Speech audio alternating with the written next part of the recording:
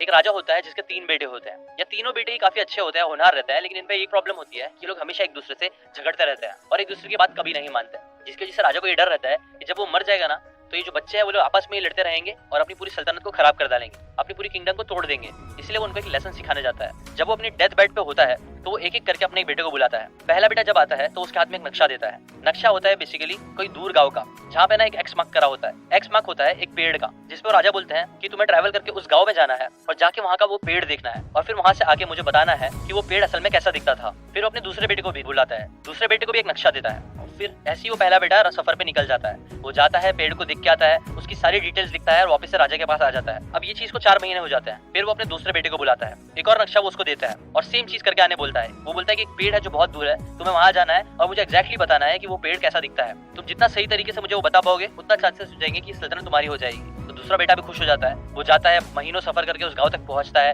पेड़ को दिखता है, उसके बारे में सारी डिटेल्स दिखता है, फिर वापस आ जाता है। इसके 4 महीने बाद राजा तीसरे बेटे को बुलाता है और उसको भी सेम नक्शा देता है और उसे जाके देख के आने बोलता है। ना तीसरा बेटा भी वो सारी चीजें करता है और वापस आ जाता है। ये तीनों बच्चे जब वो काम कर लेते हैं, फिर राजा तीनों बेटों को बुलाता है और बोलता है कि देखो, मैंने तुम तीनों को नक्शा दिया था, वो तीनों ही एक ही जगह का नक्शा था। अब मैं चाहता हूँ कि तुम तीनों लोग बताओ कि वो पेड़ असल में था कैसा। जो मुझे जितना सही तरीके से बता देगा कि वो पेड़ कैसा था, मैं उसी को इस सल्तनत का राजा बनाऊंगा। ना इसके ऊपर पहला सन जो रहता है ना, वो बोलता है कि वो जो पेड़ था ना, वो पैर का पेड़ था, जिसपे बहुत सारे पत्ते थे, फल लगे हुए थे। दूसरा बेटा इसके ऊपर बोलता है नहीं, ये तो बिल्कुल गलत है। वो जो पेड़ था वो हरा नहीं, वो तो बल्कि ऑरेंज कलर का था, जिसमें कई सारे फूल लगे हुए थे।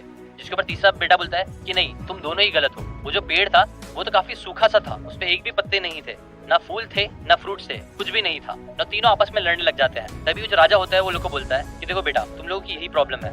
सच बात तो यह है कि तीनों पेड़ सेम ही थे, लेकिन तुम तीनों ने उस पेड़ को अलग अलग सीजन्स में देखा है। पहला बेटा जब गया था तब गर्मी का टाइम था, जब उसपे फल उगते हैं, तुमने वो टाइम पे उस पेड़ को देखा, इसलिए वो तुम्हें अलग लगा। दूसरे बेटे ने उसे बारिश के टाइम पे देखा और तीसरे बेटे ने उसे ठंडी के टाइम पे देखा, जब वो पूरे झड़ चुके रहते हैं। ना इससे राजा ने उन्हें 2 इंपॉर्टेंट लेसन सिखाए कि कभी भी आपको ना बस अपने पर्सपेक्टिव के हिसाब से सामने वाले को जज नहीं करना चाहिए। और दूसरा लेसन ये है कि वक्त सबका बदलता है। एक चीज जो आज ऐसी है जरूरी नहीं कल वो सेम वैसी तरीके से रहेगी। और प्लस उसने ये भी बोला कि आप दूसरों के पर्सपेक्टिव की भी इज्जत करो।